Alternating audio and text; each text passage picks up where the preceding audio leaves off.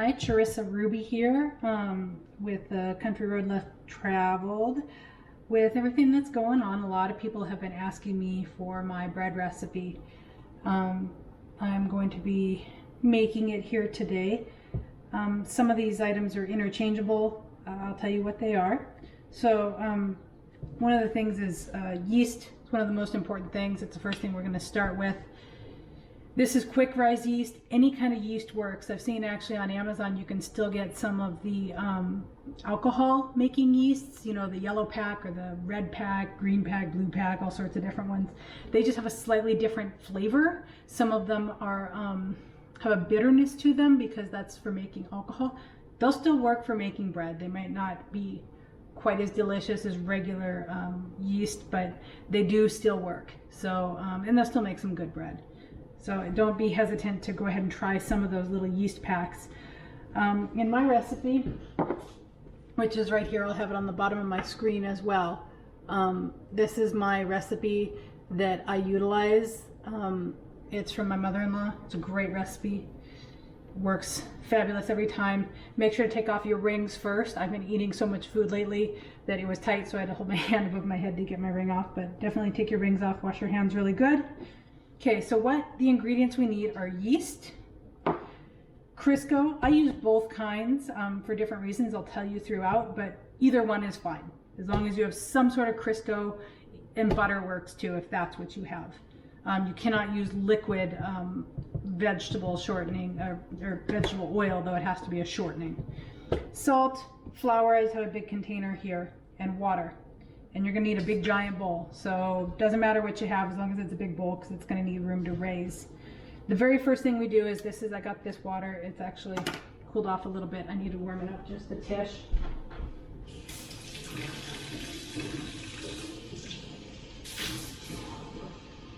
So intermission. So the water needs to be warm, like bath water warm, and what that is going to do is activate the yeast.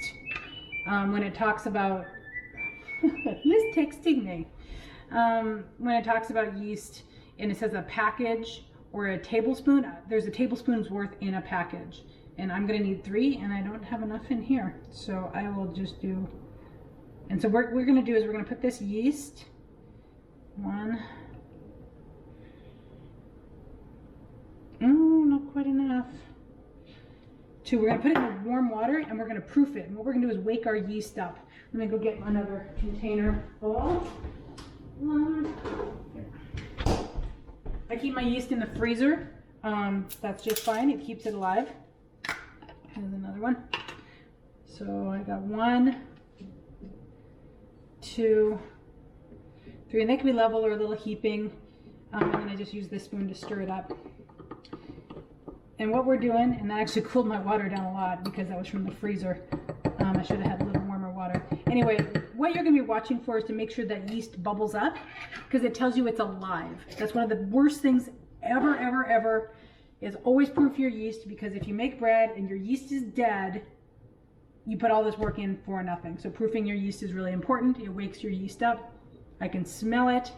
You can actually already see it's getting all bubbly inside of there. That tells you that my yeast is alive and I'm waking it up. So perfect. I'm just going to leave that there for a second. Okay, so now I'm going to add all my ingredients. I do 8 cups of water first. So I got 4 here. So I'm going to put my water in first. So I got 4. And I'm actually going to, when I get my second 4 cups, I'm going to make them a little bit warmer. Since my yeast that I put in here was cold from the freezer, I'm going to warm it up a little bit. Okay, so I'm going to put another 4 cups. These are pretty warm. I'll keep my water warm. By the way, this is a big batch of bread. This makes 8. So 8 loaves, 8 pans of buns, whatever. It makes, you're going to need 8 pans. Cut it in half if you want less. Cut it into quarters if you want even less. It's a lot of work to do it. So I usually either freeze my dough or I freeze the completed loaves. You can do either. So I got my 8 cups of water. I'm going to take my yeast and I'm going to dump that in there. And I'm just going to use my hand because my hands are going to be full of junk anyway. So I've got my yeast, and then I'm going to need 3 tablespoons of salt. Oh, gross. I have a gross hand. What a dummy.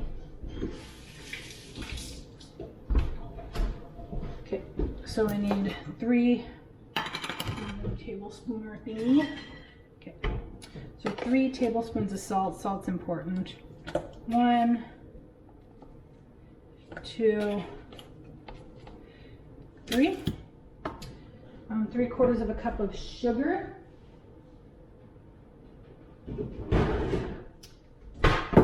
Forgot my sugar. So, what do we have? 1/4 cup works. 1, 2, 3. A cup of sugar. 1/2 cup of shortening. 2/3, 1/2. Okay, so for in the bread, I always use the regular shortening. I got a nice 1/2 cup. Okay, so I'm gonna put this in here. All right, so I'm gonna take my hand and kind of mash this all together. I'm just grabbing it and squeezing it and mashing all this stuff together. Oh no! Okay, so now I'm gonna start adding my flour. Now, on my recipe, I have that you're gonna need 12 cups and then 8 cups. That's in general. You might need more, you might need less. It depends on your flour you're using. If you're using bread flour or regular flour, you can use either. Bread flour has a higher gluten content, so it might give you fluffier bread. I just start adding. So 1, 2, 3, 4, 5. Just keep kind of like squeezing it, and I forgot 5, 6, 7, 8, 9, 10, 11, 12. Okay, so you're gonna see here, I just have a big old pile, and you're just gonna start going like this and just squeeze, and because there's gonna be big chunks of Crisco in there, and you're just gonna start squeezing it together and kind of mashing it like this. And that's gonna start working all this together. Take your hand and kind of drag it around the rim. And you're just kind of working this all together. It takes a little while. Keep mashing. I need like a mount to put this on my forehead or something. Or I should go wake up the girl child to hold it for me. Okay. Obviously I need more. Now that I've got this worked in. It's starting to look good. All right. So, and I know I've got measurements on there. I just start dumping at this point. The thing is, as long as you can work the flour in, you don't have too much. So I start scooping around the edge and pulling it forward. So like this, and kind of mash it in. And it's still wet. And so what I'm going to keep doing is I'm just going to keep adding flour and keep working it in. And it's going to eventually start turning into a little bit, you know, less of a wet concoction. Don't really worry about too much flour in there, that you'll waste it, but it's not going to hurt the bread because it just won't stick to it. So it's usually when it's about at this level that I dump it out. Scrape my bowl out a little. All right.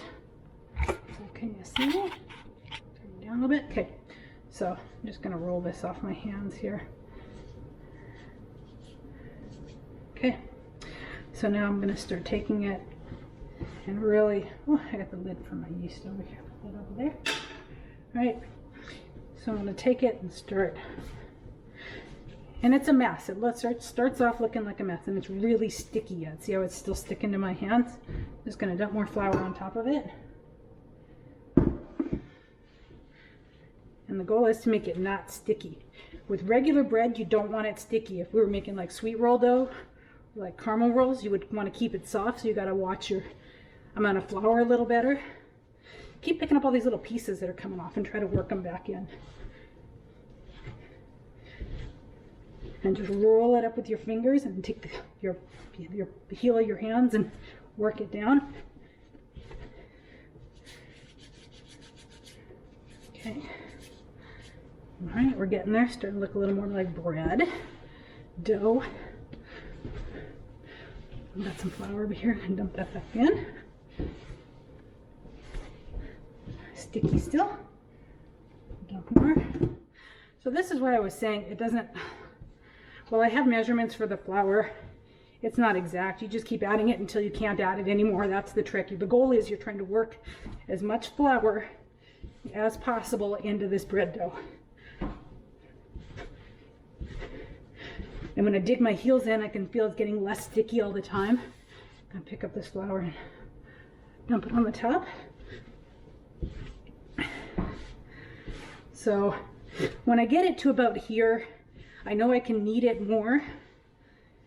See, it's just starting to look like dough, but it's still a little rough looking. I'm gonna leave it for a second. And what that's gonna do is that's gonna just let it mature for a second. I'm gonna take this opportunity to go wash out my bread bowl, and then I'm gonna come and knead it more and see if I can work in maybe a little bit more flour. All right, so I have my bowl cleaned out. And what I'm gonna do is get it ready to put my dough in to raise. And this is where I like to use my butter flavored Crisco. This is an almost empty one. I'm just gonna put my hand in here and get a handful, and I'm gonna rub it all over the inside of my bowl. And what this does, it prevents it from sticking to the sides, and it's just gonna add a little more deliciousness to the bread by using the butter flavor. Okay, so I have that ready. I'm gonna try to knead this a little bit more again. See, it's much softer now. I'm just gonna keep working it for a little while. And work it for as long as you can.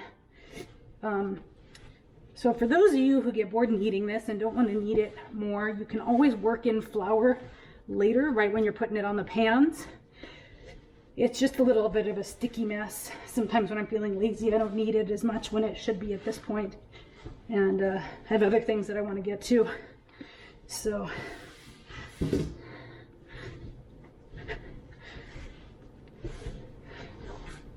okay, getting there. Whew. It's a workout. Good for me. Been sitting around doing a lot of nothing. Okay. A little bit soft yet. Just take it, lay it in on my flour, lay it on my counter here. See, when I put my fingers in, it's still sticky. So I'm just going to add a little bit more. It's that stickiness that we're trying to get rid of.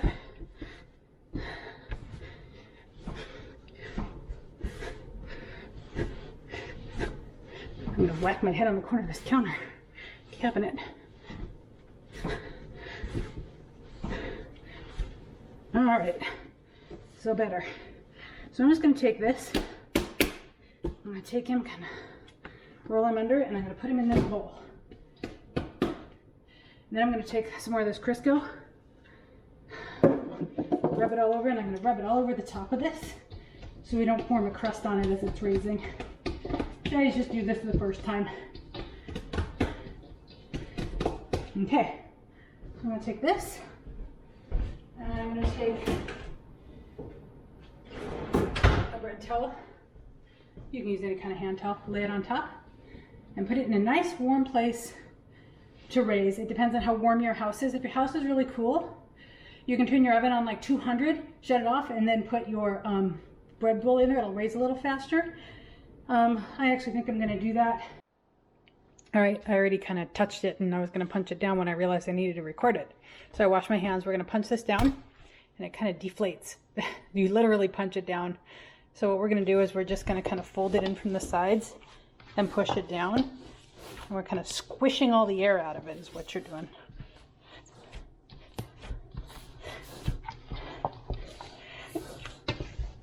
There. Perfect. Then we're going to cover it back up. I don't know why I always spank it. Can't help it. Okay. Perfect. And then we're going to, heck, I had it in the oven, and I think there was something on one of the racks, some burned stuff. Anyway, I had it in the oven to warm it up a little faster, and it helped a lot. So there, we're going to, see a little burned thing from my rack. All right, we're going to let it raise again. All right, so it raised a second time. I'll punch it down again. This is the stuff from the stove. Okay. Squish all the air out.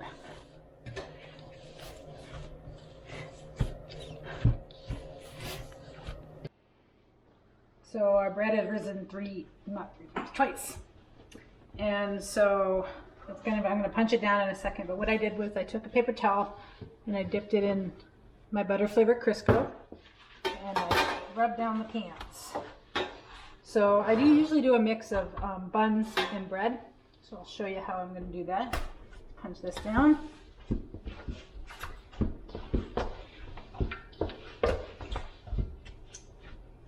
Okay, so first I'll just do a loaf of bread. And so I'm just going to get a wad of dough, about a little bigger than a softball, about that big. And I'm going to just kind of, I want to pop all the little bubbles in there. And then I'm going to take it and I'm going to kind of roll it underneath.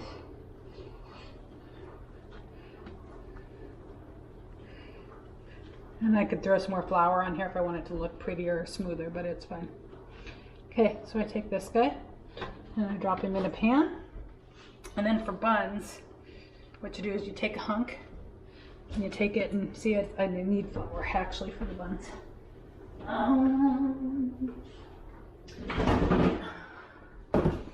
Right, so I'm actually just going to dump a little tiny bit on the counter here.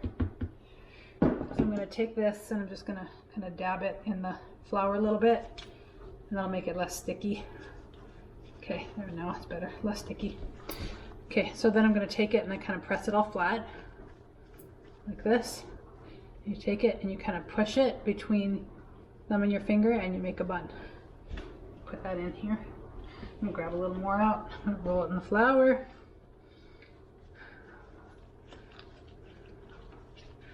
Bread obviously takes a lot less time than buns.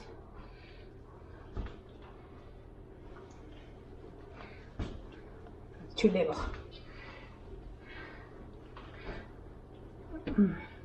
So how it's all sticky like this, that's what happens when I didn't take enough time to work it in and work all the more flour in. If I had worked a lot of flour into it initially, I would have not needed so much flour at the end. But it's fine, it'll still be just fine. Usually when you work the flour in at the end like this, you actually end up with a crispier crust. And I'm putting them 3 wide in the cake pan.